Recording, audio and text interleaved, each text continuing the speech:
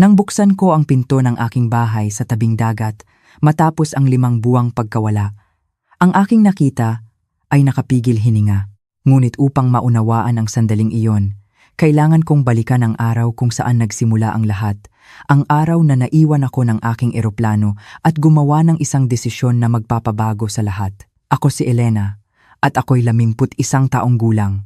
Noong araw na iyon ng Marso, nasa paliparan ako, handa nang sumakay ng eroplano patungo sa bahay ng aking kapatid sa Baguio, kung saan ako mananatili sa susunod na 3 buwan, upang tulungan siyang makabawi mula sa isang operasyon.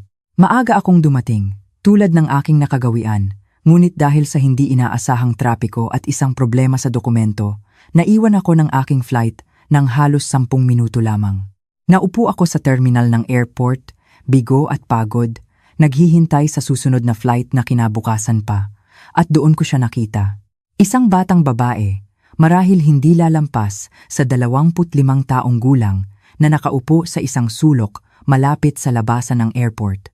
Ang kanyang damit ay kupas na, at sa kanyang mga bisig ay may hawak siyang isang sanggol na nababalot sa isang manipis na kumot. Maganda ang kanyang mukha sa kabila ng pagod na mababakas dito. At mayroong kakaiba sa kanyang mga mata na nagpaalala sa akin sa isang tao, bagaman hindi ko matukoy kung sino. Pinagmasdan ko siya ng ilang minuto. Nakita ko kung paano niya marahang inuugoy ang sanggol. Kinakantahan ito ng isang tahimik na oyayi. Nakita ko kung paano siya tinitingnan ng ibang mga pasahero at mabilis na iniiwas ang kanilang paningin, na para bang ang kanyang presensya ay isang hindi komportableng paalala ng mga katotohanang mas gusto nilang baliwalain. May kung anong kumilos sa aking kalooban. Marahil ito ang aking pagkadismaya sa pagkakaiwan ng flight. Marahil ito ang kalungkutan na nararamdaman ko kamakailan, lalo na mula nang lumayo ang aking mga sariling anak. O marahil ito ay isang bagay na mas malalim, isang bagay na lumalaki sa akin sa mga nakaraang buwan mula nang matanggap ko ang diagnosis na nagpabago sa aking pananaw sa lahat. Tumayo ako at lumapit sa kanya. Nang ako'y makalapit, tumingala siya ng may pag-iingat. "Pasensya na," marahan kong sabi. "Ayos ka lang ba? Kailangan mo ba ng tulong?" Agad na napuno ng luha ang kanyang mga mata. "Ayos lang po. Salamat," sagot niya, ngunit ang kanyang nanginginig na boses ay nagsasabi ng iba. "Anong pangalan ng sanggol?" Tanong ko, umupo sa isang may respetong distansya. "Siya po si Angel," sabi niya, tinitingnan ang kanyang anak na may pagmamahal na purong-puro na dumurog sa aking puso. 3 buwan na po siya, napakaganda niya. "Mayroon ka bang matutuluyan ngayong gabi?" Umiling ang batang babae. Ang mga luha niya ngayon ay malayang dumadaloy sa kanyang mga pisngi. "Nawalan po ako ng trabaho 2 buwan na ang nakalipas. Hindi ko na po kayang magbayad ng upa. Palipat-lipat na lang po ako. Minsan sa mga shelter, pero punuan na po. Hindi ako nagdalawang isip. Marahil dapat ay ginawa ko, marahil dapat ay mas nag-ingat ako, ngunit may nagsasabi sa aking kalooban na ito ay mahalaga, na ang pagkikita na ito ay hindi nagkataon lamang. Mayroon akong bahay sa Nasugbu," sabi ko. "Walang nakatira doon. Aalis sana ako ng 3 buwan para bisitahin ang kapatid ko. Pwede kayong tumira doon ni Angel. Walang bayad, walang kondisyon." Tiningnan ako ng dalaga na para bang nagsalita ako sa ibang wika. "Ano po?" "Naku, hindi po. Hindi ko po matatanggap yan." "Bakit hindi? Walang laman ang bahay. Mas mabuti nang may gumamit, may mag-alaga, at malinaw na kailangan ninyo ng ligtas na lugar para sa iyong sanggol. Pero hindi niyo po ako kilala. Bakit po ninyo gagawin ito para sa isang estranghero?" Iyon ay isang magandang tanong. Isang tanong na kahit ako ay hindi lubusang masagot noon dahil lahat tayo ay nangangailangan ng tulong minsan. At dahil kaya kong gawin, kaya bakit hindi? Nagpakilala ako ng maayos. Ang pangalan niya ay Annalyn. Ang kanyang kwento ay komplikado, puno ng mahihirap na desisyon at masasamang pagkakataon na nagdala sa kanya sa pagkakaupo sa airport na iyon kasama ang kanyang sanggol, walang tahanan. Ibinigay ko sa kanya ang mga susi ng aking bahay sa tabing dagat noong gabing iyon, kasama ang mga direksyon kung paano makarating at ilang numero ng telepono para sa emergency. Nakita ko ang pasasalamat sa kanyang mga mata na may halong hindi paniniwala, na para bang naghihintay siya na anumang sandali ay sasabihin kong ito ay isang biro. Alagaan mong mabuti ang bahay, sabi ko sa kanya. At higit sa lahat, alagaan mong mabuti si Angel. Hindi ko po alam kung paano kayo pasasalamatan, Aling Elena. Hindi mo kailangang magpasalamat. Ipangako mo lang na kapag ikaw ay nasa posisyon na para tumulong sa iba, gagawin mo. Tumango siya. Hawak ang mga susi na parang pinakamahalagang yaman sa mundo. Kinabukasan, sumakay ako sa aking flight patungong Baguio. Sa bahay ng aking kapatid. Hindi ko ikinuwento ang aking ginawa. Alam kong mag-aalala siya. Sasabihin niyang naging mapusok ako. Marahil ay tama siya, ngunit may nagsasabi sa aking kalooban na ang desisyon na iyon, kahit biglaan, ay tama. Ang hindi ko alam noon ay isang malakas na bagyo, ang tatama sa rehiyon kung saan nakatira ang aking kapatid 2 linggo matapos ang aking pagdating. Mga kalsadang sarado, mga flight na kanselado, infrastrukturang sira, ang dapat sanang 3 buwang pananatili ay naging 5. Sa panahong iyon, sinubukan kong tawagan si Annalyn ng maraming beses, ngunit ang mga numerong ibinigay niya ay hindi gumagana. Lumalaki ang aking pag-aalala. Ayos lang kaya siya? Inaalagaan kaya niya ang bahay? O sinamantala na niya ang aking kabaitan? Sa wakas, pagkatapos ng 5 mahabang buwan, nakabalik na ako. Sumakay ako ng taxi mula sa airport diretso sa aking bahay sa Nasugbu. Ang puso ko ay kumakabog sa halo-halong pananabik at pangamba.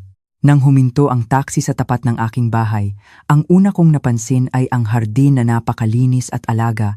Mas maganda pa kaysa sa kung paano ko ito inalagaan noon.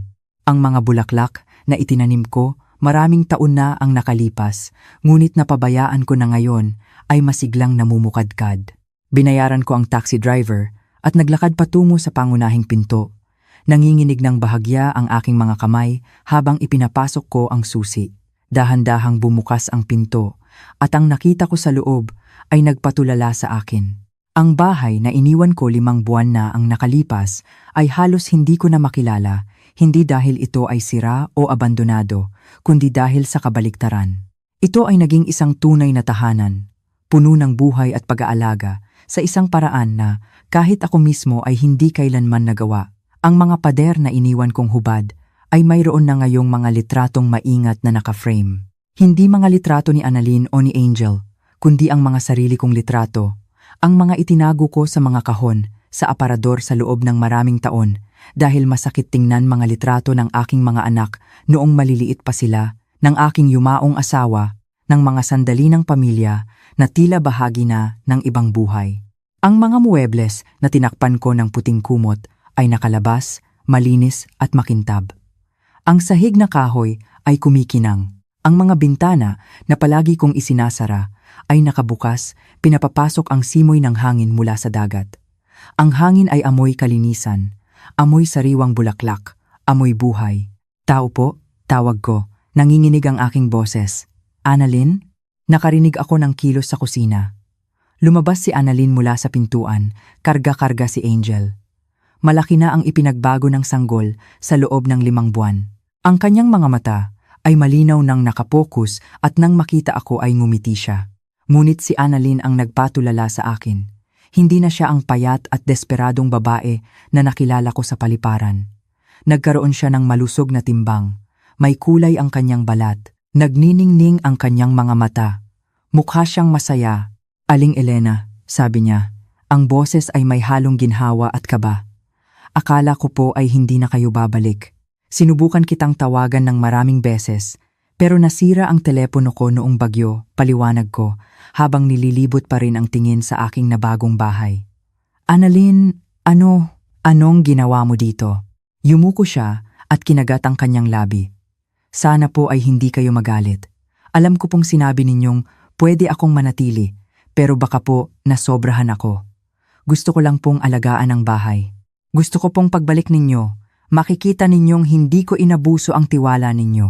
Hindi ako galit, mabilis kong sabi, kahit na ang aking boses ay kakaiba, kahit sa aking sariling pandinig. Nagulat ako.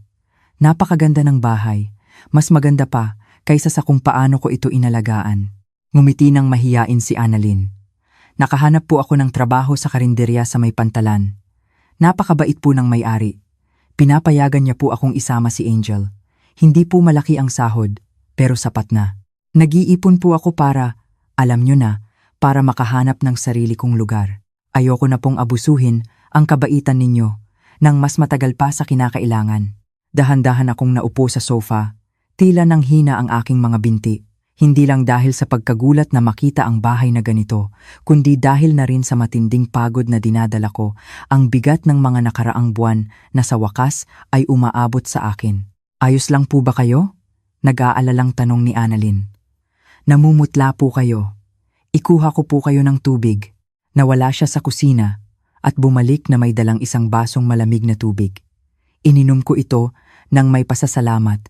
Napansin na kahit ang mga baso ay mas malinis kaysa sa pagkaalala kong iniwan ko. Magkwento ka, sabi ko sa wakas. Sabihin mo sa akin kung anong nangyari sa loob ng 5 buwan. Umupo si Annalyn sa tapat ko. Si Angel ay naglalaro sa kanyang mga daliri. Noong una po, hindi ako makapaniwala na totoo ito. Akala ko po anumang oras may darating at sasabihing may nagkamali na kailangan ko nang umalis. Pero walang dumating. At unti-unti, nagsimula kong maramdaman na baka karapat-dapat ako sa pagkakataong ito. Siyempre karapat-dapat ka. Nahanap ko po yung trabaho sa karinderya noong 2 linggo. Ang may-ari, si Mang Alberto, nakita niyang daladala ko si Angel habang naghahanap ng trabaho. Inalok niya agad ako. Sabi niya, ang sarili raw niyang anak ay dumaan sa hirap kaya naiintindihan niya. Makatarungan po siyang magpasahod at matiyaga kapag kailangan ni Angel ng atensyon. Nakinig ako habang inilalarawan ni Annalyn ang kanyang mga araw nagtatrabaho sa karinderya, nag-aalaga kay Angel, unti-unting nililinis at pinapaganda ang aking bahay. Ginamit niya ang kanyang unang sahod para bumili ng pintura at ayusin ang isang butas sa bubong na hindi ko man lang alam na mayroon. Ang kanyang 2 sahod ay ginamit niya para ayusin ang hardin, itinanim ang mga bulaklak na ngayon ay napakagandang namumukadkad. Pero bahay niyo po ito, patuloy niya. At ngayong nakabalik na kayo, aalis na po kami ni Angel. Kailangan ko lang po ng ilang araw para makahanap ng malilipatan. Hindi, putol ko sa kanya. Po, hindi mo kailangang umalis. Hindi ka agad. Manatili ka hanggat kailangan mo para maging ganap na matatag. Tiningnan ako ni Annalyn na may mga matang puno ng luha. Bakit po kayo napakabait sa akin? Hindi niyo naman po ako kilala. Ang tanong na iyon ulit. At sa pagkakataong ito, matapos ang 5 buwang pag-iisip, mayroon akong mas tapat na sagot. Dahil hindi na ako magtatagal, Annalyn. At gusto kong maging makabuluhan ang natitira kong panahon. Kumunot ang kanyang noo, naguguluhan. Ano po ang ibig ninyong sabihin na hindi na kayo magtatagal? Huminga ako ng malalim. Hindi ko plinanong sabihin ito. Hindi ko plinanong sabihin kanino man. Ngunit kusa na lang lumabas ang mga salita. 8 buwan na ang nakalipas. Na-diagnose ako ng isang malubhang karamdaman. Binigyan ako ng mga doktor ng 1 hanggang 2 taon. Baka mas maikli, baka medyo mas mahaba, pero hindi na gaanong tatagal. Ang katahimikan na sumunod ay ganap. Maging si Angel ay tila tumahimik na parabang nauunawaan na may mahalagang nasabi. Diyos ko po, bulong ni Annalyn. Ikinalulungkot ko po. Alam po ba ng mga anak ninyo? At naroon na. Ang tanong na bumabagabag sa akin sa loob ng maraming buwan. Hindi. Hindi ko pa sinasabi sa kanila. Bakit po hindi? Dahil hindi kami malapit. Matagal na. At ayokong bumalik sila sa buhay ko dahil lang sa konsensya, dahil lang sa paubos na ang oras.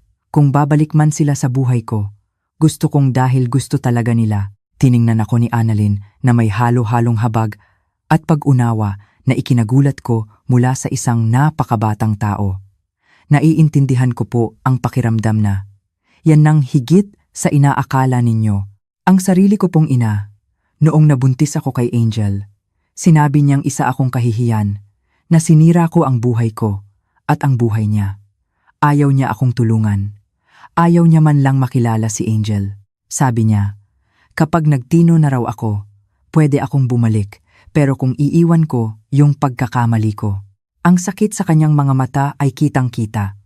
Ikinalulungkot ko, Annalyn. Ako rin po. Pero may natutunan din ako. Na ang pamilya ay hindi laging sa dugo. Minsan ito ay ang mga taong pinipili mo o ang pumipili sa'yo. Tulad ni Mang Alberto sa karinderya na mas naging mabuti pa sa akin kaysa sa sarili kong ina. Tulad ninyo na ibinigay sa akin ang susi ng inyong bahay noong ako'y isang ganap na estranghero. Ang kanyang mga salita ay tumatak ng malalim sa akin. Sa loob ng maraming taon, kumapit ako sa ideya na ang pamilya sa dugo ay sagrado, na dapat kong panatilihin ang koneksyon sa aking mga anak anuman ang mangyari. Ngunit baka nagkakamali ako. Magkwento ka tungkol sa mga anak mo. Marahang sabi ni Annalyn, na tila nababasa ang aking isip. Kung hindi po kayo magagalit, tumayo ako at lumakad patungo sa mga litratong naka-frame. Naroon sina Daniel at Sofia, ang aking dalawang anak, nakuhanan sa mga sandali ng kawalang malay at saya na tila kabilang sa ibang buhay. Si Daniel ay 35 na ngayon, si Sofia 32. Pinalaki ko silang mag-isa matapos mamatay ang kanilang ama noong mga teenager pa sila. Paano po nangyari? Kung hindi po masakit pag-usapan. Ang aking asawang si Tomas ay isang mangingisda, isang hindi inaasahang bagyo. Hindi na nakabalik ang kanyang bangka. Hinaplos ko ang isang litrato ni Tomas kasama ang mga bata. Napakasaklap, pero inisip ko na, at least, mayroon kaming isa't isa. Kaming tatlo laban sa mundo. Anong nangyari? Naupo akong muli. Ramdam ang bigat ng mga taon at mga pagsisisi. Nagtrabaho ako sa 3 lugar para mapag-aral sila, para maibigay sa kanila ang mga oportunidad na gusto sana ng kanilang ama. Isinakripisyo ko ang lahat, ang aking oras, ang aking lakas, ang aking mga sariling pangarap. Akala ko maiintindihan nila, napahahalagahan nila ang ginagawa ko. At hindi po nila ginawa? Naku, noon oo, o yun ang akala ko. Pero nang lumaki na sila, nang magkolehiyo, nang bumuo ng sarili nilang buhay, may nagbago. O baka noon pa man nandoon na at ayoko lang makita. Naging malikot si Angel. Dahan-dahan siyang inugoy ni Annalyn habang hinihikayat ako ng kanyang tingin na magpatuloy. Si Daniel ay nag-asawa ng isang babae mula sa mayamang pamilya. Mabait naman si Linda. Siguro, pero palagi niyang ipinaramdam sa akin na hindi ako sapat, na ang aking limitadong edukasyon, ang aking simpleng trabaho, ang aking simpleng bahay ay kahiya-hiya. Ang mga pagbisita ay dumalang, ang mga tawag ay umikli, at si Sofia. Iba si Sofia. Hindi naman sa tinatanggihan niya ako ng harapan. Umalis lang siya. Literal. Lumipat siya sa abroad, 5 taon na ang nakalipas. Sabi niya, binubuo niya ang kanyang career, naabala siya, at sigurado akong totoo yun. Pero minsan, nararamdaman kong ang distansya ng lugar ay dahilan lang para sa emosyonal na distansya na matagal nang naroon. Nasabi niyo na po ba sa kanila ang nararamdaman ninyo? Hindi. Paano ko gagawin? Mayroon silang sariling buhay, sariling problema. Ayokong maging ang nanay na nangangailangan, na nagrereklamo, na hindi siya binibisita ng kanyang mga adultong anak. Tiningnan ako ni Annalyn nang may intensidad na ikinagulat ko. Aling Elena, sa buong paggalang po, yan po mismo ang dapat ninyong gawin. Lalo na ngayon, sa inyong diagnosis. May karapatan silang malaman, may karapatan silang magpasya kung gusto nilang maging bahagi ng buhay ninyo habang kaya pa, at kung pipiliin nilang hindi. Kung wala silang pakialam, at least malalaman ninyo ang totoo, at magagamit ninyo ang natitirang panahon ng walang maling pag-asa, na mag-iiba pa ang lahat. Ang kanyang mga salita ay matigas, ngunit tapat, at marahil iyon mismo ang kailangan kong marinig. Alam mo, sabi ko, tinitingnan siya ng may bagong paghanga para sa isang napakabata, napakatalino mo. Ang paghihirap ay may paraan para patandain ka agad, sagot niya ng may malungkot na ngiti. Pero tinuturuan ka rin nito kung ano talaga ang mahalaga. At ang mahalaga, Aling Elena, ay ang katotohanan. Ang pagiging tapat, kahit masakit. Tama ka. Pero hindi pa ako handa. Hindi para sabihin sa kanila ang tungkol sa aking kondisyon. Una kailangan kong maintindihan kung bakit kami nagkalayo. Kailangan kong subukang buuin muli ang isang bagay bago ko sabihin na paubos na ang oras. At paano niyo po plano gawin yan? Iyon ay isang napakagandang tanong. Isang tanong na tinatanong ko sa aking sarili sa loob ng maraming buwan nang walang mahanap na sagot. Ngunit ngayon, nakaupo sa aking nabagong bahay, kausap ang batang ina na ito na nagpakita ng higit na pasasalamat at pag-aalaga sa akin sa loob ng 5 buwan kaysa sa aking mga sariling anak sa loob ng maraming taon. Isang ideya ang nagsimulang mabuo. Iimbitahan ko silang pumunta dito magpalipas ng panahon sa tabing dagat. Sasabihin kong importante na kailangan ko silang makausap at pagkatapos tingnan natin kung anong mangyayari. At kung sabihin nilang abala sila, anong gagawin ninyo? Kung ganoon, mayroon na akong sagot. Malalaman ko kung nasaan talaga ako sa kanilang mga prioridad. Dahan-dahang tumango si Annalyn. Gusto niyo po bang umalis na kami ni Angel bago sila dumating? Para po may privacy kayo. Hindi. Agad kong sagot. Hindi. Gusto kong narito ka. Sa katunayan, sa tingin ko kailangan kitang narito. Bilang saksi siguro, o bilang suporta, o bilang paalala lang na may kabutihan pa sa mundo. Kung ganon, mananatili po kami. Pangako ni Annalyn, hanggat kailangan ninyo. Noong gabing iyon, matapos magpahinga si Annalyn kasama si Angel sa silid panauhin, na ginawa niyang isang maaliwalas na espasyo para sa kanila, naupo ako sa balkonahe, nakatingin sa karagatan. Ang buwan ay nasasalamin sa tubig, lumilikha ng isang landas ng liwanag na tila patungo sa kawalan at sa lahat ng dako ng sabay. Kinuha ko ang aking telepono at tiningnan ang mga kontak ng aking mga anak. Gaano na katagal mula noong huli kaming totoong nag-usap? Mula noong huli kaming nagkaroon ng usapan na hindi mababaw at alanganin? Nagpa siya akong simulan kay Daniel. Tinawagan ko ang kanyang numero nang may nanginginig na mga daliri. 4 na beses tumunog ang telepono bago niya sinagot. Ma, ayos lang ba ang lahat? Ang kanyang boses ay nag-aalala. Ngunit may bahagyang inis, na para bang ang tawag ko ay isang abala. Hello, anak? Oo, ayos lang ang lahat. Gusto ko lang marinig ang boses mo. Mayroong isang alanganing katahimikan. Nasa kalagitnaan ako ng isang dinner meeting, ma. Urgent ba to? Siyempre, abala siya. Palagi siyang abala. Hindi ito urgent. Pero may gusto sana akong pag-usapan sa'yo ng personal. Pwede ka bang pumunta sa bahay sa Nasugbu ngayong weekend? Ngayong weekend? Ma, alam mo namang puno ang schedule ko. At may mahalagang event si Linda. Daniel, putol ko. Ang boses ko ay mas matatag kaysa karaniwan. Pakiusap. Mahalaga ito. Hindi ako hihiling kung hindi. Isa pang katahimikan. Narinig ko ang mga boses sa background, marahil si Linda na nagtatanong kung ano ang nangyayari. Sige, sabi niya sa wakas. Bagaman ang kanyang tono ay nagpapahiwatig na gumagawa siya ng malaking sakripisyo. Makakapunta ako sa Sabado ng hapon, pero ilang oras lang ako pwedeng manatili. May mga commitment kami sa linggo. Salamat, anak. Malaking bagay yan sa akin. Sige, kailangan ko nang bumalik sa mga kliyente. See you sa Sabado. At ibinaba niya ang telepono. Walang I love you, walang mag-ingat ka. Isang click lang at katahimikan. Huminga ako ng malalim at tinawagan si Sofia. 3 beses kong sinubukan bago siya sumagot dahil sa pagkakaiba ng oras, madaling araw pa lang sa kung nasaan siya. Ma? Ang kanyang boses ay inaantok. Anong oras na ba diyan? Pasensya na, anak. Nakalimutan ko ang time difference. Tatawag na lang ako mamaya. Hindi. Gising na ako. Anong nangyari? At least si Sofia ay mas mukhang bukas kaysa kay Daniel. Gusto sana kitang imbitahan umuwi.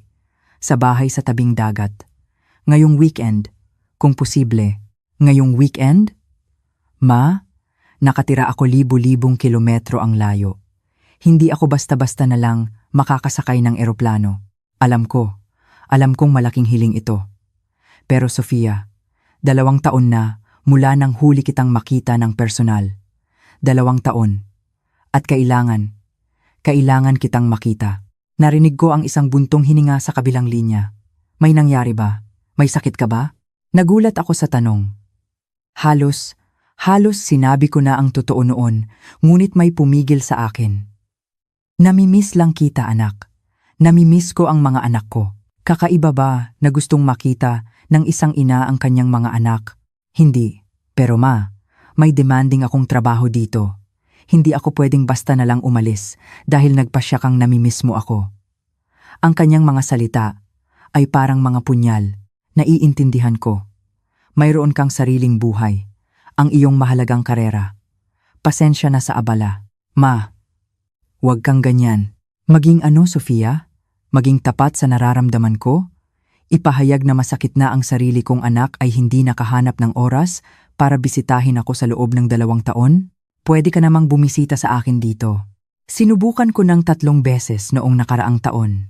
At sa 3 beses na yon, sinabi mong masyado kang abala, na masamang timing, na mas mabuting maghintay na lang. Katahimikan. Isang mahaba at mabigat na katahimikan. Tingnan mo, sabi ni Sofia sa wakas. Ang kanyang boses ay mas malambing na ngayon. Hayaan mong tingnan ko kung anong magagawa ko. Baka makahingi ako ng ilang araw, pero wala akong maipapangako. Sige, salamat sa pag-consider. Ma, sigurado ka bang ayos ka lang? Ayos lang ako, anak. Nag-iisa lang. Matanda at pagod ng magpanggap na hindi ako nasasaktan, na binura na ako ng mga anak ko sa kanilang buhay. Hindi ka namin binura. Talaga? Kailan ang huling beses na nagkaroon tayo ng totoong usapan? Na nag-usap tayo tungkol sa isang bagay maliban sa panahon o sa trabaho mo? Kailan ang huling beses na nagkwento ka sa akin ng isang bagay na personal? Isang bagay na mahalaga? Hindi sumagot si Sofia dahil pareho naming alam ang sagot. Maraming taon na ang nakalipas. Tatawag ako bukas, sabi niya sa wakas, para kumpirmahin kung makakapunta ako o hindi. Salamat, Ana. I love you, Ma.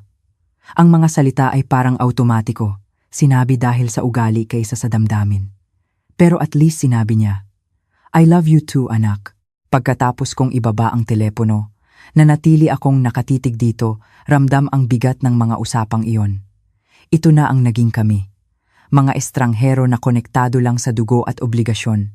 Lumabas si Annalyn sa balkonahe. Tulog si Angel sa kanyang mga bisig. Ayos lang po ba? Narinig ko ang kanyang boses. Nakausap ko ang mga anak ko. Darating si Daniel sa Sabado ng ilang oras. Si Sofia, baka, malamang hindi. Ikinalulungkot ko po. Huwag mong ikalungkot. Iyon naman ang inaasahan ko. Sa kaibuturan. Pero umaasa pa rin akong nagkakamali ako. Umupo si Annalyn sa tabi ko. Si Angel ay marahang humihinga sa kanyang dibdib. Alam niyo po kung ano ang pinakamalungkot sa lahat ng ito, Aling Elena? Na hindi nila alam kung ano ang nawawala sa kanila. Hindi lang dahil sa inyong kondisyon na hindi pa nila alam, kundi dahil sa pagkawala ng panahon kasama kayo, sa hindi pagkakilala, sa napakabuting babae na kayo. Hindi ako mabuti. Isa lang akong ina na ginawa ang lahat ng makakaya at tila hindi ito naging sapat. Hindi po. Matatag na sabi ni Annalyn. Isa kayong babae na ibinigay ang susi ng kanyang bahay sa isang estranghero na nagtiwala noong walang sino man ang gagawa nito, na nagligtas sa buhay ko at ni Angel. Iyon po ay kahanga-hanga. Ang kanyang mga salita ay lubos na nakaantig sa akin. Marahil tama siya. Marahil ang problema ay hindi dahil hindi ako sapat. Marahil ang problema ay hindi kailanman tumigil ang aking mga anak para tingnan kung sino talaga ako, higit pa sa pagiging kanilang ina. Dumating ang Sabado nang mas mabilis kaysa sa inaasahan ko. Ginugol ko ang umaga sa nerbiyosong paglilinis. Kahit na pinanatili ni Annalyn na malinis ang bahay, mas paraan ito para panatilihing abala ang sarili ko kaysa isang pangangailangan. Okay lang pong kabahan, sabi ni Annalyn habang pinapanood akong muling ayusin ang parehong mga unan sa sofa sa ikatlong pagkakataon. Mga anak niyo po sila.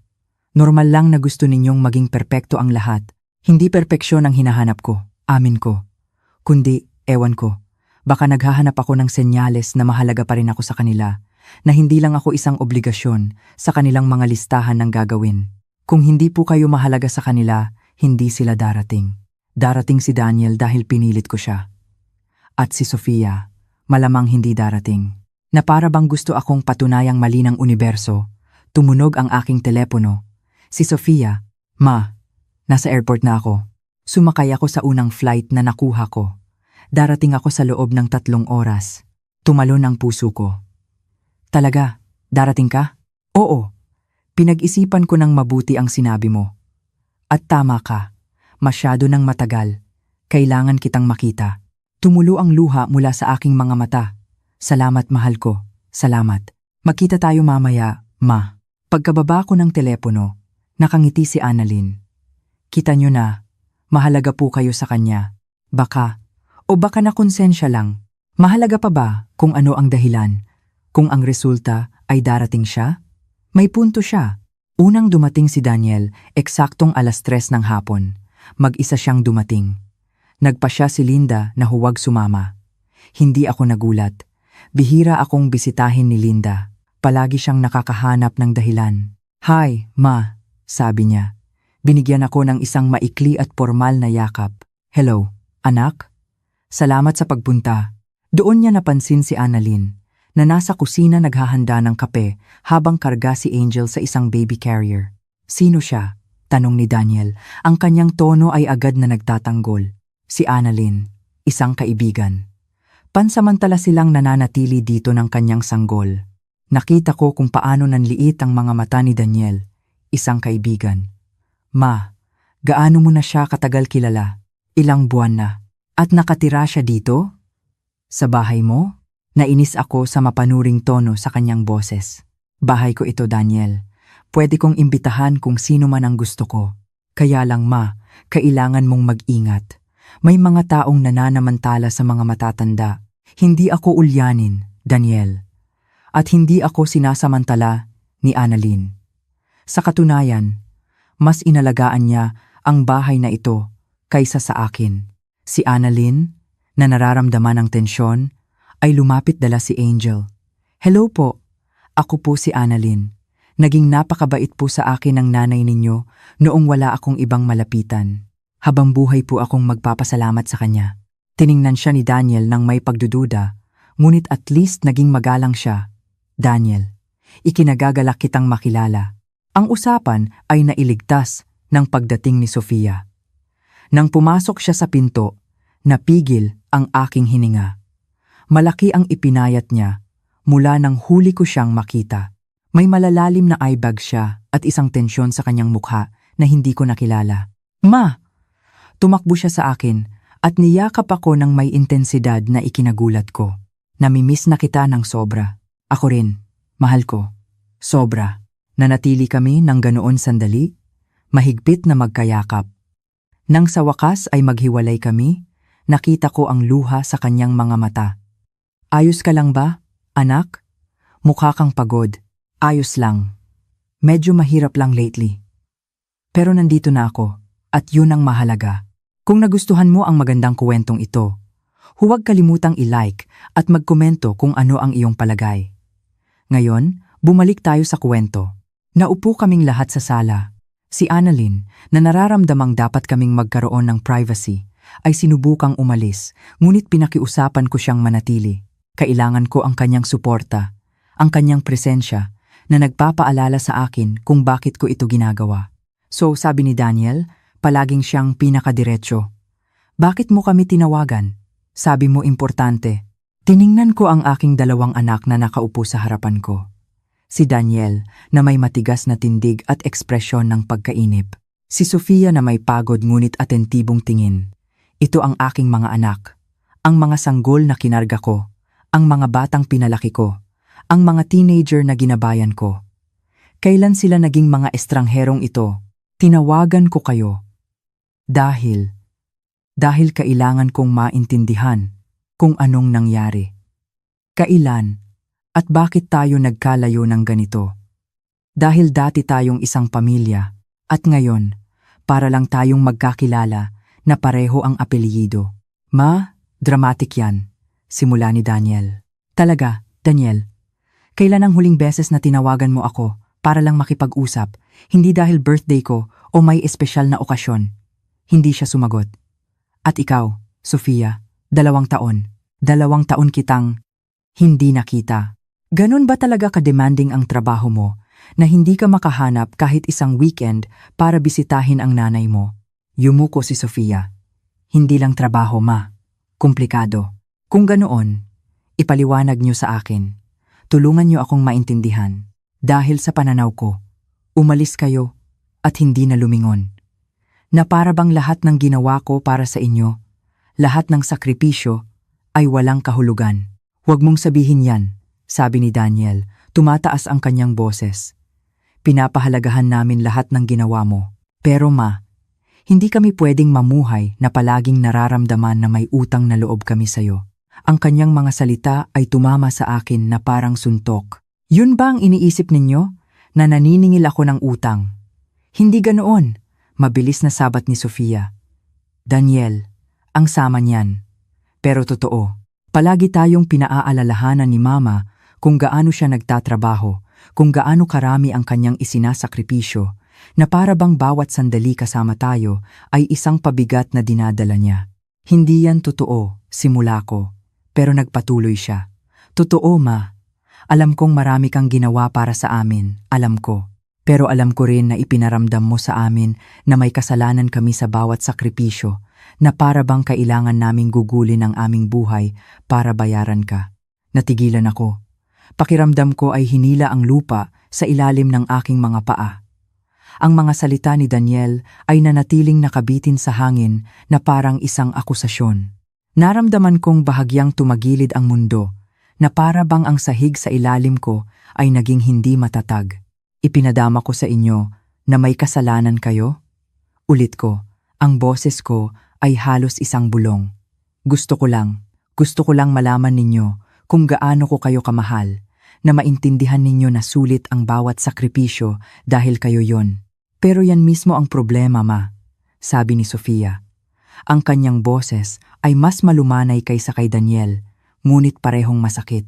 Sa tuwing ibinabahagi mo kung gaano ka nagtatrabaho, kung gaano karami ang iyong isinusuko, ipinadarama mo sa amin na kami ay isang pabigat, na ang iyong kaligayahan ay isinakripisyo para sa amin. Hindi ko kailanman inisip yan. Kailanman. Baka hindi mo sinasadya, sabat ni Daniel. Pero ma, natatandaan mo ba noong nakuha ko ang una kong mahalagang trabaho? Noong tinawagan kita na tuwang-tuwa para ibalita. Hinalungkat ko ang aking alaala, ngunit hindi ko partikular na matandaan ang sandaling iyon. Sinabi mo, ang galing, anak. Lahat ng paghihirap ko ay nagbunga na sa wakas. Natatandaan mo na para bang ang tagumpay ko ay ang iyong pagpapatunay. Hindi ito tungkol sa aking nagawa, kundi tungkol sa iyong sakripisyo na nag-antimpalaan. Nagsimulang tumulo ang luha sa aking mga pisngi. Hindi ko matanda ang sinabi ko yan. Sinabi mo. At sinabi mo ang mga katulad na bagay ng maraming beses. Hindi naman sa masamang intensyon, alam ko. Pero pareho lang ang epekto. Si Annalyn, na nanatiling tahimik, ay bahagyang gumalaw na para bang gustong sumabat. Ngunit sinenyasan ko siyang huwag. Kailangan kong marinig ito, gaano man kasakit. At noong namatay si Papa, patuloy ni Sofia, nanginginig na ngayon ang kanyang boses. Sinabi mo sa amin na kailangan naming maging matatag para sa'yo, na kailangan naming magpatuloy dahil kailangan mo kaming gawin yon. Hindi mo kami kailanman pinayagang iproseso ang sarili naming pighati. Sinusubukan ko lang panatilihing buo ang pamilya. Alam ko, pero, ma, mga bata kami. Mga batang kadarating lang nawalan ng ama. At imbes na payagan kaming umiyak, inilagay mo kami sa papel na maging emosyonal na suporta mo.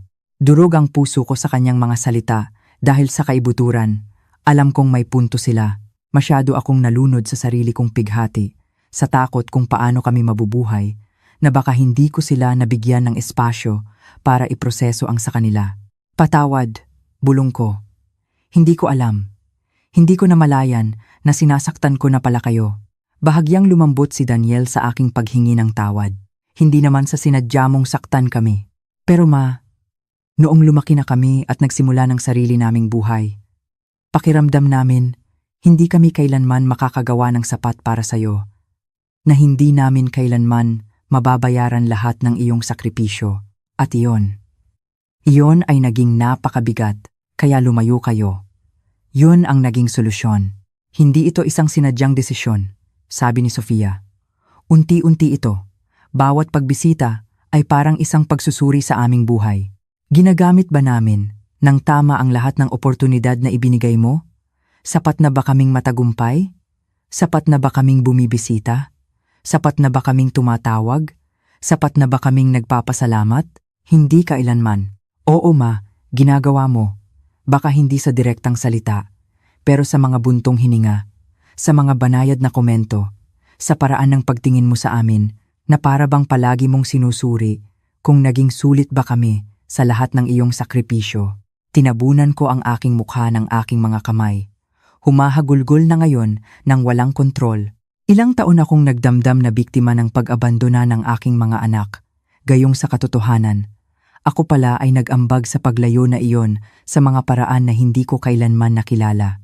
Sa wakas ay tumayo si Annalyn at lumapit sa akin. Inilagay ang isang malambot na kamay sa aking balikat. Aling Elena, huminga po kayo. Mahirap po ito, pero mahalaga. Ang katapatan na ito ang kailangan ninyo. Tiningnan ni Daniel si Annalyn nang may pagtataka. Gaano ka na ba katagal dito? 5 buwan po, sagot ni Annalyn. At sa panahong iyon, nakilala ko po ang nanay ninyo sa isang paraan na baka hindi ninyo pa nagawang makilala. At ano yon? Tanong ni Daniel. Ang kanyang tono ay nagtatanggol pa rin. Isang babaeng napakabait.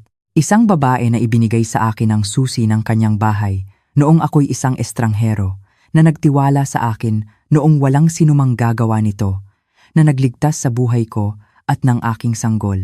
Yan lang ang nagpapatunay na madali siyang maloko, bulong ni Daniel. Ibigay ang susi ng bahay mo sa isang estranghero. Daniel, saway ni Sofia, huwag kang malupit. Hindi ako malupit. Makatotohanan ako. At sa totoo lang, ma, tinawagan mo kami pagkatapos ng ilang buwan at nadatnan namin na may estrangherong nakatira sa bahay mo.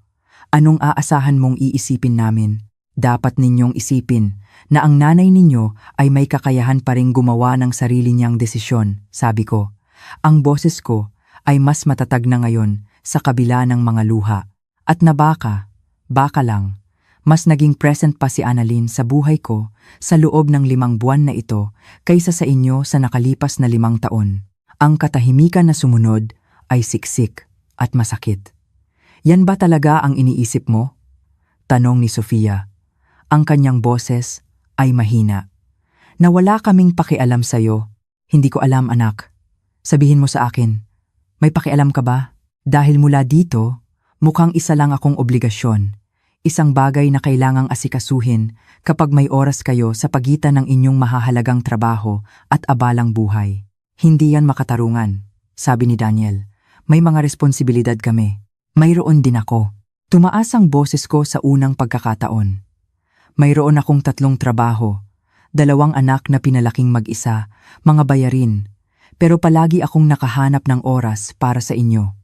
Palagi, oo, at hindi mo kami kailanman hinayaang kalimutan yan, sagot ni Daniel, tinapatan ng lakas ng aking boses. Daniel, tumayo si Sofia. Tama na. Hindi ito nakakatulong. Hindi nakakatulong? Tinawagan niya tayo dito para maintindihan kung anong nangyari. Ito ang nangyari. Lumaki kami na pakiramdam namin, hindi kami kailanman magiging sapat para sa kanya. At sa huli, napagod kaming subukan. Ang kanyang mga salita ay parang mga punyal, bawat isa ay mas masakit kaysa sa nauna. Ngunit sa isang lugar sa kaibuturan ko, nakilala ko ang katotohanan sa mga iyon. Tama kayo, sabi ko sa wakas, kumalma ang aking boses. Tama kayo sa maraming bagay. Nagkamali ako, maraming pagkakamali. Nasaktan ko kayo sa mga paraan na hindi ko sinasadya at patawad. Humihingi ako ng tawad ng buong puso. Ang katapatan sa aking paghingi ng tawad ay tila nagpahupa sa galit ni Daniel. Umupo siyang muli, ipinadaan ang kamay sa kanyang buhok. Ma, pasensya na rin kami. Sa paglayo imbes na makipag-usap, sa hindi pagiging tapat sa nararamdaman namin. Lumapit si Sofia at lumuhod sa harap ko, hinawakan ang aking mga kamay. Mahal ka namin, ma. Hindi kami tumigil magmahal sa'yo. Hindi lang namin alam kung paano maging malapit sa'yo nang hindi nararamdamang nalulunod kami sa mga inaasahan na hindi namin kailanman matutugunan. Wala akong inaasahan, mahina akong protesta. Mayroon, marahan niyang sabi. Mga inaasahan ng palagi ang pasasalamat, ng madalas na pagbisita na ilalagay namin ang kaligayahan mo ng higit sa amin. Hindi naman ito masamang inaasahan, pero totoo. Tiningnan ko ang aking 2 anak, totoong tiningnan sila, at nakita ko hindi ang mga batang pinalaki ko, kundi ang mga adultong naging sila. Mga adulto na may sariling mga sugat, sariling mga pagsubok, sariling mga katotohanan. So, anong gagawin natin ngayon? Tanong ko. Paano natin aayusin ito? Ang tanong ay nanatiling nakabitin sa hangin na parang isang marupok na pangako. Hawak pa rin ni Sofia ang aking mga kamay. Lumambot na ang tindig ni Daniel. At si Annalyn ay nagmamasid. Tulog si Angel sa kanyang dibdib. Isang tahimik na saksi sa sandaling ito ng katotohanan ng pamilya. Sa tingin ko, dahan-dahang sabi ni Sofia, magsisimula tayo sa pagiging tapat. Ganap na tapat. Walang itinatago dahil sa takot na makasakit. Sang-ayon ako. Tumango si Daniel. Pero ma, ibig sabihin niyan, kailangan mo ring maging tapat sa amin kung anong nararamdaman mo, kung anong kailangan mo, nang hindi kami pinaparamdam na may kasalanan kami. Maging totoo ka lang. Susubukan ko, sabi ko, nanginginig ang boses. Pero kailangan ninyong maintindihan. Noong namatay ang tatay ninyo, naiwan akong mag-isa kasama ang 2 teenager. Walang ipon, walang seguridad. Kinailangan kong maging matatag dahil akala ko iyon ang kailangan ninyo, isang taong magpapanatiling buo ng lahat. Kailangan namin ng isang ina, nahahayaan kaming maging mahina. Marahang sabi ni Sofia, nahahayaan kaming umiyak, matakot, maligaw. Pero sa halip, kailangan naming maging matatag para sa'yo. Dahil hindi ko kayang maging mahina. Kung bibigay ako, lahat ay bibigay. Pero hindi mo napansin na sa hindi mo pagpayag na maging vulnerable, tinuruan mo kami na ang emosyon ay kahinaan. Na kailangan naming dalhin ang lahat ng mag-isa. Ang mga piraso ay nagsimulang magkabit-kabit. Sa loob ng maraming taon, sinisi ko ang aking mga anak sa kanilang paglayo nang hindi nakikita ang sarili kong papel sa paglikha ng pattern na iyon. Hindi sinasadyang tinuruan ko sila na ang pagbabahagi ng sakit ay pagiging isang pabigat. Mayroon akong kailangang sabihin sa inyo. Simula ko, nararamdaman ang pagbilis ng tibok ng aking puso. Isang bagay na itinatago ko dahil natatakot ako kung paano kayo magre-react. Nagkatinginan sina Daniel at Sofia nang may pag-aalala. 8 buwan na ang nakalipas. Nagpunta ako sa doktor dahil sa isang pagod na hindi ko maipaliwanag matapos ang ilang pagsusuri. Na-diagnose ako ng isang malubhang karamdaman, degenerative. Nakita ko kung paano nawala ang kulay sa mga mukha ng aking mga anak. Sinabi sa akin ng mga doktor na mayroon akong 1 hanggang 2 taon. Baka medyo mas matagal kung susuwertehin, pero malamang mas maikli. Ano? Biglang tumayo si Sofia. Sinasabi mo bang mamamatay ka na? Lahat tayo ay mamamatay, anak. Alam ko lang kung kailan, humigit kumulang. Ma, hindi ito oras para sa pilosopiya. Tumayo na rin si Daniel ngayon. Bakit hindi mo sinabi sa amin 8 buwan na ang nakalipas? 8 buwan. Nabubuhay kami habang ikaw. Dahil ayokong bumalik kayo sa buhay ko, dahil lang sa konsensya, putol ko. Ayokong maging ang nanay na mamamatay na binibisita ninyo dahil sa obligasyon. Gusto kong malaman kung mayroon pa bang totoong natitira sa atin. Isang bagay na sulit iligtas bago maubos ang oras. Nagsimulang umiyak si Sofia. Tinakpan ang kanyang mukha ng mga kamay. Si Daniel ay napaupo sa sofa. Ang kanyang mukha ay nasa estado ng pagkabigla. At ngayon? Tanong ni Daniel. Basag ang kanyang boses. Ngayon, anong gagawin namin sa impormasyong ito? Ngayon, magpapasya kayo. Magpapasya kayo kung gusto ninyong gugulin ang natitira kong panahon sa pagbuo muli ng nasira sa atin o kung mas gusto ninyong magpatuloy sa inyong buhay. Hindi ko kayo pipilitin. Hindi ko kayo gagawing makonsensya. Ito ang inyong desisyon. Paano mo nasasabi yan? Tiningnan ako ni Sofia na may mga matang puno ng luha at isang bagay na tila galit. Paano mo nagagawang palabasin na mayroon kaming pagpipilian? Ina ka namin. Kaya nga mayroon kayong pagpipilian. Dahil ang pagiging pamilya ay hindi dapat obligasyon. Dapat itong isang pagpili. Isang pagpili na ginagawa natin araw-araw. Tumayo si Daniel at lumakad patungo sa bintana. Matigas ang kanyang likod. Nakita ko kung paano nanginginig ang kanyang mga balikat, kung paano niya pinipigilan ang kanyang emosyon. Sa wakas, lumingon siya. Tumutulo ang luha sa kanyang mukha. Napakawalang katarungan nito. Kinasasabi mo lang sa amin lahat ng paraan kung paano ka nagkulang bilang ina. Pinapaharap mo kami sa sarili naming paglayo. Tapos ibabagsak mo ito. Paano namin ipoproseso lahat ng ito? Hindi ko alam, anak. Pero hindi maghihintay ang oras na maging handa tayo. Ito ang katotohanan. At maaari nating sayangin ang natitirang panahon sa galit at paninisi o maaari nating gamitin ito para maghilom. Si Annalyn, na nanatiling tahimik sa buong panahon, ay nagsalita sa wakas kung papayagan ninyo akong magsalita. Bilang isang tagalabas, pakiusap, sabi ni Sofia. Pinupunasan ang kanyang mga luha. Baka kailangan namin ng pananaw mula sa labas ngayon. Ang nanay ninyo ay isa sa mga pinakamatapang na taong nakilala ko. Hindi dahil perpekto siya, kundi dahil handa siyang aminin ang kanyang mga pagkakamali. Nandito siya, bukas, tapat. Humihingi sa inyo ng pagkakataong gawin ang mga bagay ng iba. Nangangailangan niyon ng napakalaking tapang. Ibinigay niya sa iyo ang bahay niya, sabi ni Daniel. Ang kanyang tono ay hindi na mapanuri ngayon, kundi halos puno ng pagkamangha. Sa'yo, isang estranghero. Bakit? Dahil noong panahong iyon, kailangan kong makita. Kailangan kong may makakita sa aking pagkatao, higit pa sa aking sitwasyon, at nakita ako ng nanay ninyo. Totoong nakita niya ako. Iyon ang gusto ko mula sa inyo, marahan kong sabi.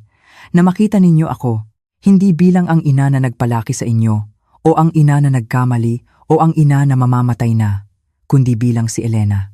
Bilang ang taong ako, kasama ang lahat ng aking mga pagkukulang at mga pagsubok na maging mas mabuti. Dahan-dahang lumapit si Sofia at umupo sa tabi ko. Magkwento ka. Tungkol sa iyong diagnosis. Tungkol sa 8 buwan na ito, tungkol sa lahat ng dinadala mong mag-isa. At ginawa ko. Ikinuwento ko ang araw ng diagnosis, kung paano ako naupo sa klinika ng doktor na tulala. Ikinuwento ko ang mga gabing umiyak akong mag-isa, takot hindi sa kamatayan, kundi sa mamatay ng mag-isa. Ikinuwento ko ang aking desisyon na tulungan si Annalyn, kung paano ang gawaing iyon ng kabutihan ay nagbigay sa akin ng layunin noong pakiramdam ko'y pinakaligaw ako. Umupo si Daniel sa kabilang tabi ko, tahimik na nakikinig. Nang matapos ako, hinawakan niya ang aking kamay. Patawad ma. Patawad dahil wala ako dito. Patawad dahil masyado akong nalunod sa sarili kong buhay, kaya hindi ko nakita na kailangan mo ako. Hindi ko kailangang iligtas mo ako, anak. Kailangan ko lang malaman na mahalaga pa rin ako sa inyo. Palagi kang naging mahalaga, sabi ni Sofia. Palagi. Naligaw lang tayo sa daan, tayong tatlo. Kung ganoon, hanapin natin muli ang isa't isa, sabi ko. Hindi na marami ang ating oras, pero mayroon pa. Gamitin natin ito ng maayos. Tiningnan ni Daniel si Sofia. Mananatili ako. Kaya nilinda ang mga bagay-bagay nang wala ako pansamantala. Kailangan kong narito. Ako rin. Agad na sabi ni Sofia. Makakapaghintay ang trabaho ko. Ito, hindi. Tumutulo na ngayon ang luha sa aking mukha. Ngunit iba ito sa mga nauna. Ito ay mga luha ng ginhawa, ng pasasalamat, ng pag-asa. Pero kailangan nating magtakda ng ilang patakaran, sabi ni Daniel. Kabuuang katapatan, walang itinatago, walang tahimik na sakripisyo na magiging sama ng loob sa huli. Kung gagawin natin ito, gagawin natin ng tama. Sang-ayon ako, sabi ko. At nangangako ako. Nangangako akong hindi ko kayo gagawing makonsensya sa pamumuhay ninyo. Nangangako akong hindi ko susukatin ang pagmamahal ninyo sa kung gaano karaming oras ang ginugugol ninyo sa akin. Nangangako akong magiging tapat sa aking mga pangangailangan nang hindi ginagawang responsibilidad ninyo. At nangangako kaming magiging present, sabi ni Sofia. Totoong present. Hindi lang pisikal, kundi emosyonal. Nagkayakapan kaming tatlo, umiiyak nang sabay sa unang pagkakataon sa loob ng maraming taon. Hindi ito isang agarang masayang wakas. Mayroon pa ring mga sugat na kailangang pagalingin, mga pattern na kailangang sirain, tiwala na kailangang muling buuin. Ngunit ito ay isang simula. At minsan, ang isang tapat na simula ay mas mahalaga kaysa sa isang perpektong wakas. 6 na buwan na ang lumipas mula noong weekend na iyon na nagpabago sa lahat.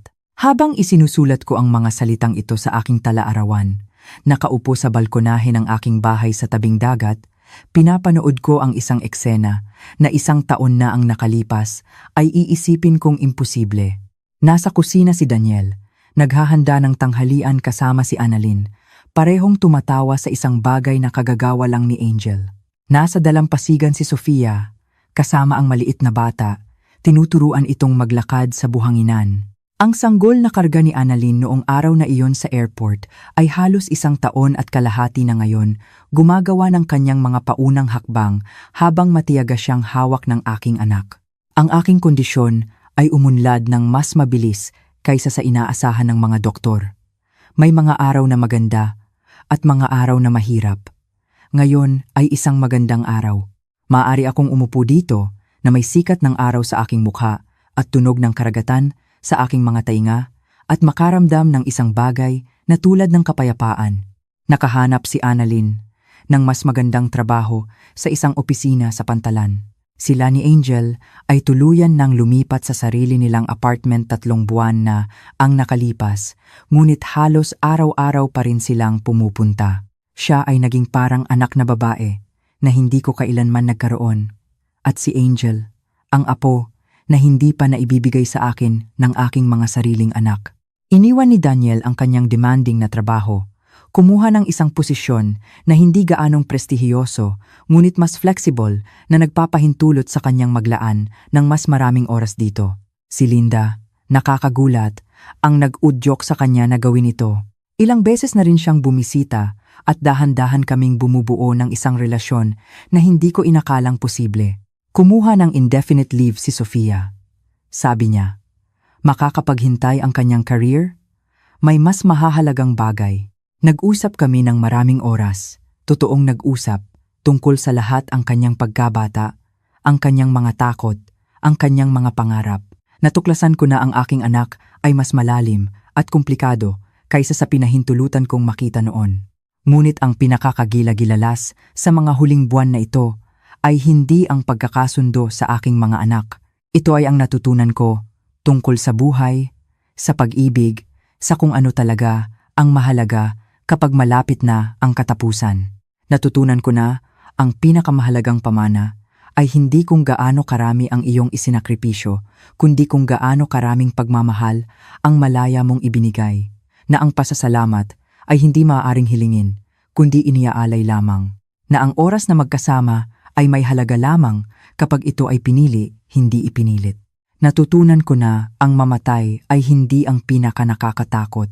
Ang nakakatakot ay ang mamatay nang hindi tunay na nabuhay, nang hindi nakita, nang hindi hinayaang makita ka ng iba sa iyong buong katotohanan, hindi perpekto at maganda. Tinuruan ako ni Annalyn na ang kabutihan sa mga estranghero ay maaaring maging mas nagpapabago kaysa sa mga taon ng obligasyon ng pamilya. Na minsan ang mga pamilyang pinipili natin ay kasing halaga ng mga ibinigay sa atin.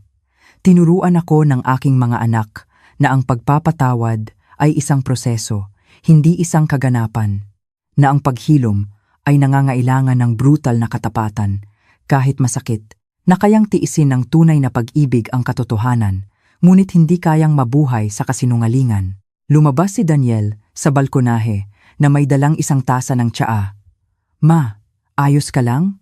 Mukhang malalim ang iniisip mo. Higit pa sa ayos, anak. Payapa ako. Umupo siya sa tabi ko. At sandali, ibinahagi namin ang katahimikan, nakatingin sa karagatan na umaabot hanggang sa abot ng tanaw.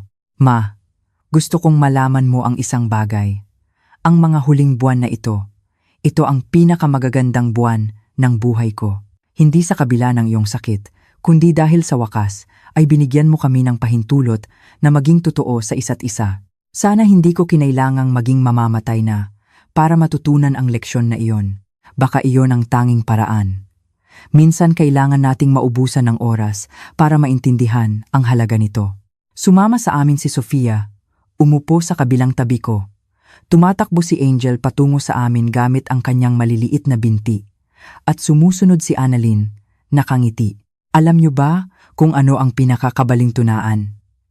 Sabi ko, tinitingnan ang bawat isa sa kanila. Ginugol ko ang buong buhay ko sa pag-aalala, sa hinaharap sa pagtiyak ng inyong edukasyon, ng inyong tagumpay, ng inyong katatagan. At lumalabas na ang tanging bagay na talagang mahalaga ay narito lang pala palagi, ang sandaling ito. Ang presensya na ito, ang koneksyon na ito. Hindi ito nasayang na panahon, ma, sabi ni Sofia. Lahat ng ginawa mo, kahit ang mga pagkakamali, ay nagdala sa atin sa sandaling ito. Baka tama siya. Baka bawat maling hakbang, bawat hindi pagkakaunawaan, bawat taon ng paglayo, ay kailangan para dalhin kami sa katapatan na ito, sa pagiging totoo na ito. Ang katotohanan ay ito, malapit na akong mamatay.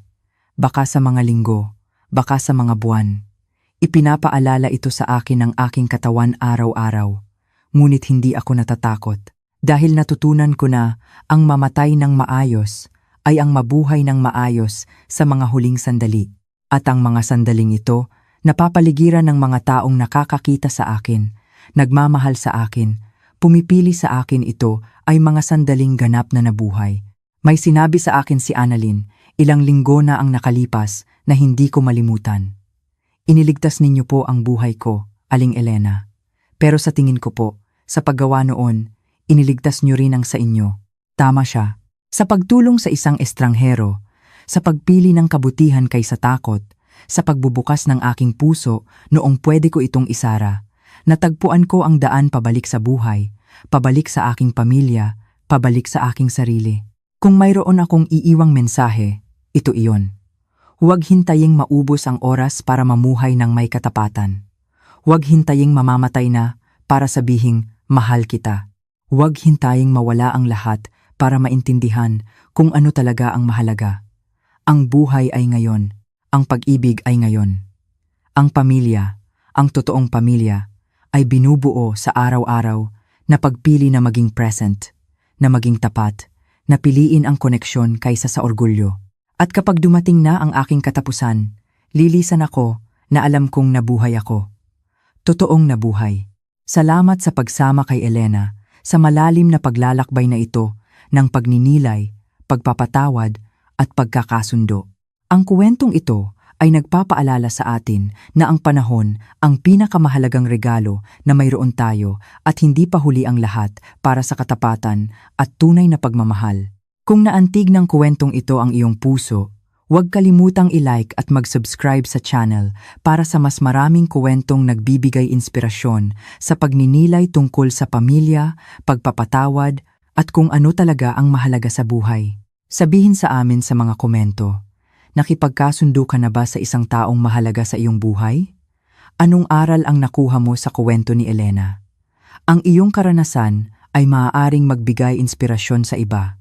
Ibahagi ang kwentong ito sa isang taong nangangailangang maalala na ang pagmamahal sa pamilya ay nangangailangan ng katapatan, hindi perpeksyon. Magkita-kita tayo sa susunod na kwento. Paalam. Nang buksan ko ang pinto ng aking bahay sa